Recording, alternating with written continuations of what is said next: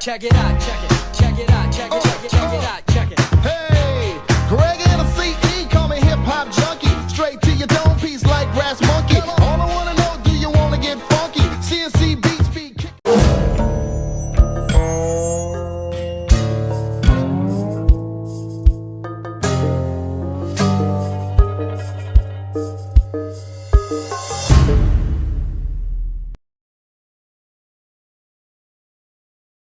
Assalamualaikum warahmatullahi wabarakatuh. Di sini kami dari kelompok 8 yang beranggotakan 4 orang. Pertama saya, Ridho Ramadan dari absen 25. Saya Farid Cahya absen 9. Saya Tiffany Gunadarma dari absen 8. Dan saya Fania Mesri dari nomor absen 32. Nah, itu video langkah-langkah dan persiapan bahan-bahannya di video selanjutnya. Sudah next. Oke, baik. Jadi tujuan utama percobaan elektrolisis larutan CuSO4 dan KI adalah untuk mempelajari reaksi redoks yang terjadi pada katoda dan anoda, membuktikan perubahan energi listrik menjadi energi kimia, serta mengidentifikasi zat hasil elektrolisis, endapan, gas, atau perubahan pH. Selanjutnya, tujuan utama identifikasi asam basa adalah untuk menentukan sifat kimia asam, basa, atau netral, mengukur derajat keasaman atau pH, dan membedakan larutan berdasarkan perubahan warna indikator alami atau sintesis.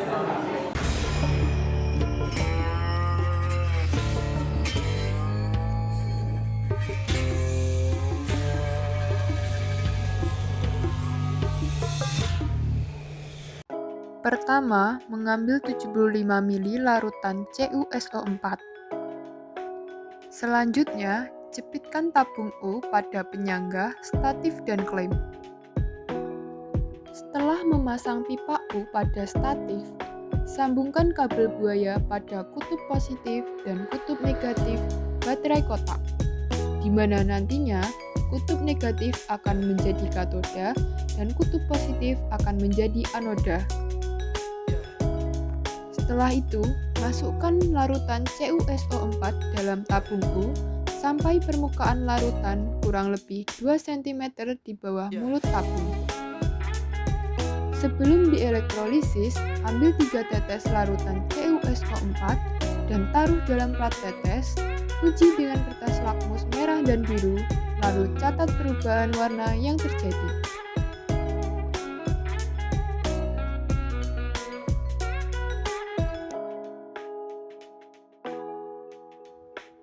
Celupkan elektroda karbon pada masing-masing mulut tabung, di mana kutub negatif menjadi katoda dan kutub positif menjadi anoda. Selanjutnya, tunggu kurang lebih selama 10 menit dan amati perubahannya. Setelah kita elektrolisis selama 10 menit, dapat kita lihat perubahannya. Pada katoda, terbentuk endapan Cu, sedangkan pada anoda, terbentuk gelembung-gelembung. Hal ini dapat terjadi karena pada larutan CuSO4, ion Cu2+ mengalami reduksi pada katoda menjadi logam tembaga atau Cu, sedangkan ion SO4 2- tidak mengalami oksidasi, tetapi air dapat teroksidasi membentuk O2 di anoda. Setelah dielektrolisis, ambil beberapa tetes larutan CuSO4 pada daerah anoda, letakkan pada plat tetes, dan uji dengan kertas lakmus merah dan biru. Lalu, amati dan catat perubahan warnanya. Setelah itu, bersihkan elektroda karbon dan tabung U hingga bersih untuk melakukan elektrolisis pada larutan Ki. Selanjutnya, pada larutan Ki, yang pertama mengambil 75 ml larutan Ki, lalu jepitkan tabung U pada penyangga, statif, dan klem. Masukkan larutan Ki dalam tabung U sampai permukaan larutan kurang lebih 2 cm di bawah mulut tabung. Sebelum dielektrolisis, ambil 3 tetes larutan Ki dan taruh dalam plat tetes, uji dengan kertas lakmus merah dan biru, catat perubahan warna yang terjadi. Celupkan elektroda karbon pada masing-masing mulut tabung, di mana kutub negatif menjadi katoda dan kutub positif menjadi anoda. Selanjutnya, tunggu kurang lebih selama 10 menit dan amati perubahannya. Setelah kita elektrolisis selama 10 menit, dapat kita lihat perubahannya. Pada katoda terbentuk gelembung-gelembung, sedangkan larutan di sekitar anoda berubah warna menjadi coklat. Hal ini dapat terjadi karena pada larutan Ki, ion imin mengalami oksidasi pada katoda menjadi I2, sedangkan K+ tidak mengalami reduksi, tetapi air dapat mengalami reduksi membentuk H2 di katoda.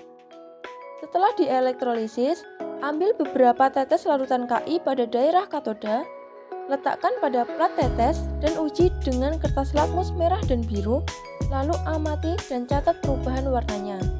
Lalu, uji menggunakan indikator universal dan catat pH-nya.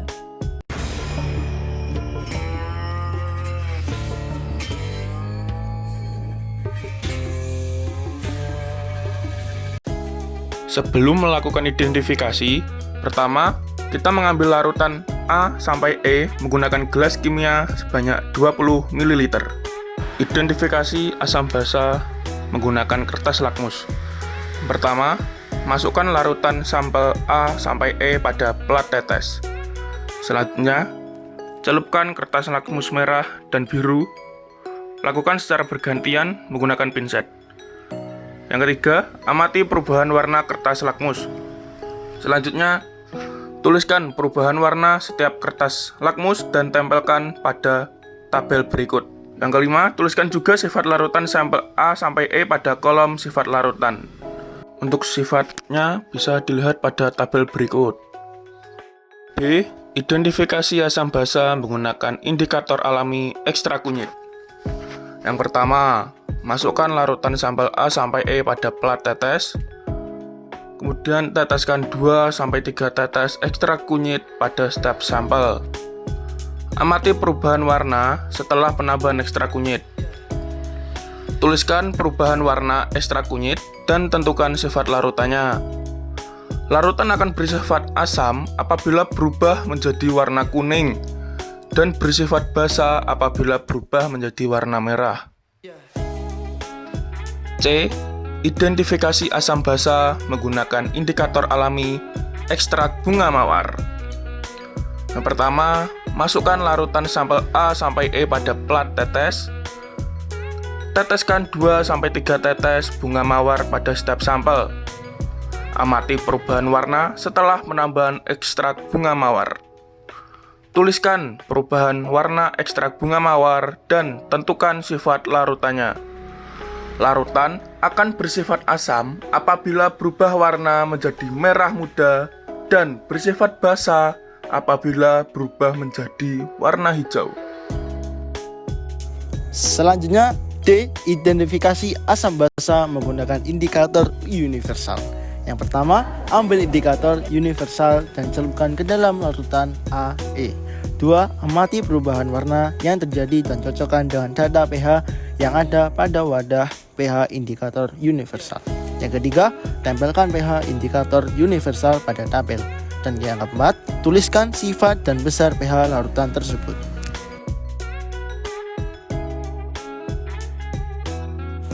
Dan selanjutnya yang ke E, memperkirakan pH larutan menggunakan indikator trayek pH asam basa. Yang pertama, masukkan sampel A sampai E pada plat tetes. Yang kedua, teteskan 2-3 tetes pada setiap sampel masing-masing indikator MM, MO, BTB, dan PP. Yang ketiga, amati perubahan warna pada setiap trayek pH. Dan yang keempat, perkirakan pH larutan menggunakan data tabel perubahan warna indikator trayek pH asam basa. Dan yang kelima, cara mengidentifikasi. Contoh, metil merah trayek 4,4 sampai 6,2, merah sampai kuning.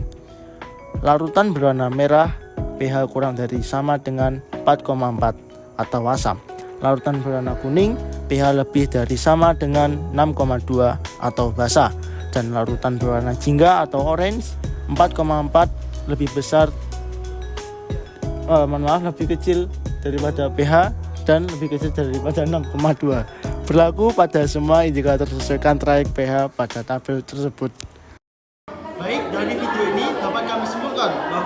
Berdasarkan praktikum yang telah kami lakukan, dapat disimpulkan bahwa proses elektrolisis dapat menyebabkan perubahan kimia pada larutan, serta indikator asam basa dapat digunakan untuk menemukan sifat dan perkiraan pH suatu larutan melalui perubahan warna yang terjadi. Demikian video